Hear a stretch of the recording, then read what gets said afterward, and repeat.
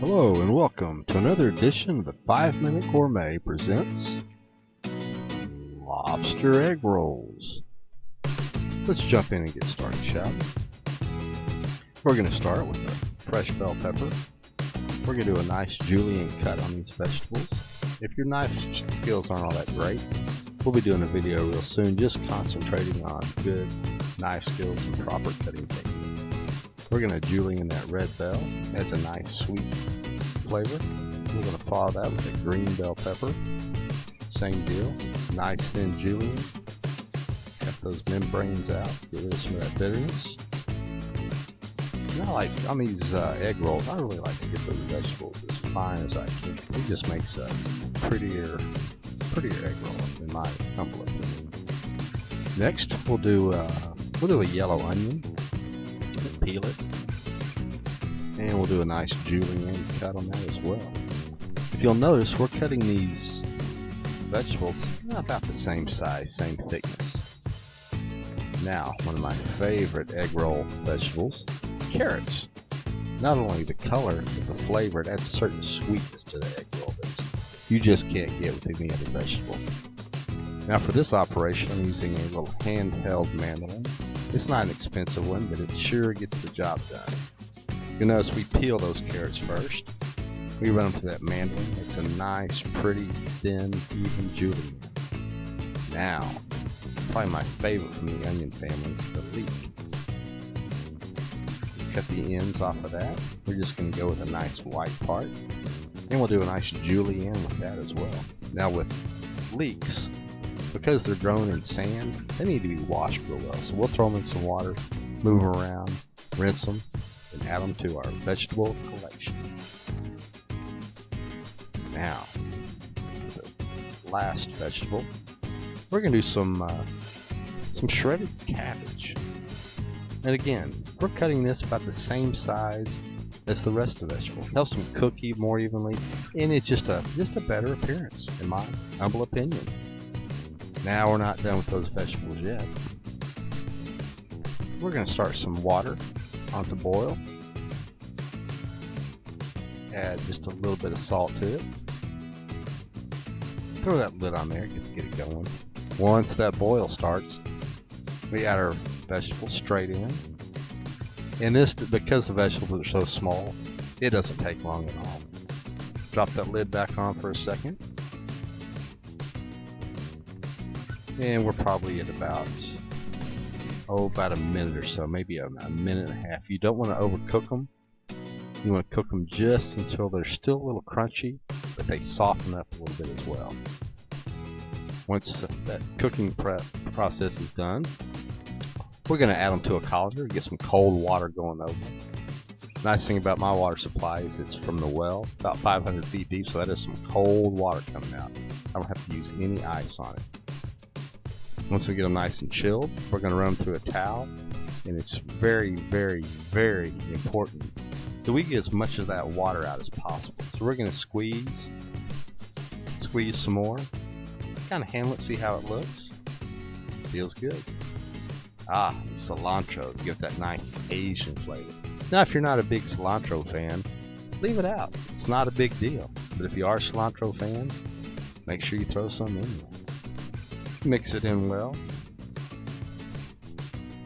And for the star of the show, lobster tails. I just bought a couple of 6-ounce lobster tails. They're not real big, but again, we're not putting a whole lot of lobster in these egg rolls. The egg rolls are getting their flavor from the seasonings, they're getting their flavor from the crunch, and they're getting their flavor from the lobster as well. Once we get that lobster shelled and diced, we add it to some hot oil. I like to use an olive oil blend. It's not critical. And we're on about medium to medium-high heat. We're going to keep that moving around. And how do we know when the lobster is done? We want it to be done. We don't want it so done that it's what I like to call a rubber band texture, where it's almost impossible to eat because it's so tough and rubbery. We want to cook it till it's done, but just until it's done. if you look at the color, that's really the key. Once it turns white all the way through, and you'll see some red flecks in there as well, you know you're done. It should be nice and firm, but not rubbery. And now for the fun part, let's put them together. We're going to wipe the corners with a mixture of cornstarch and water to help them stick together. Add some of the vegetable mix, a little bit of the lobster, and roll them up tight. You want to get these moist, but you don't want to get them too wet or they will tear on you. Again, the vegetable, the lobster, fold in the corners, roll them up tight. And then we go ahead and seal the edges so they don't unravel. And again, corners, vegetable, lobster, corners in, roll them up tight, wipe those edges.